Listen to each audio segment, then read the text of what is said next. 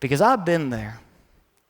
There have been seasons in my life when I've been held back from doing what God wants me to do, from being the person God wants me to be, from realizing the truth that God wants me to realize, from seeing what God wants me to see.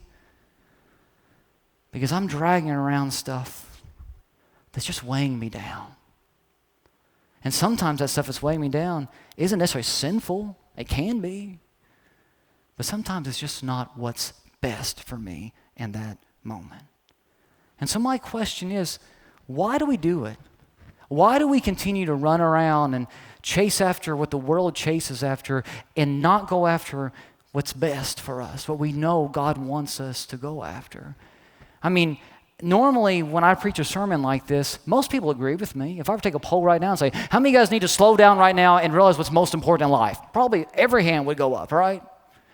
But yet when I get done preaching, people walk out the door and they continue to run at the same pace they've been running at. And they don't slow down at all. It makes no difference in their life. So my question is, why do we do it? Why?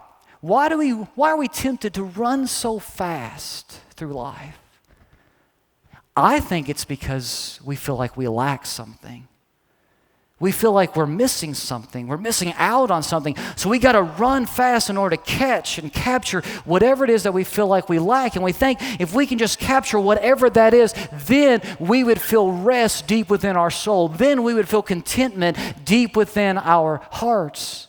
And so we think, hey, if I could just get the respect that I believe I deserve, then I can lay my head down at night and be at total rest. If I could just achieve this goal or accomplish this goal, then I could have some rest. If I could just date the right person and get married, then I could find rest. If I could just have kids, then I could find rest. If I could just have the right amount of money in my bank account or get hired for the perfect job, or if I could live in the right neighborhood, in the right type of house, then I could find rest. If I could just have this or do this or go there or be with these people, then I could find rest.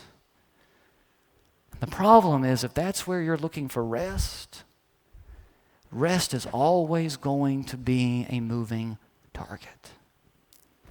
Because the only way to find lasting rest, eternal rest, rest that lives deep within our souls forever, the only place to find that is in Jesus. In fact, our hearts will always be restless until we find rest in Jesus.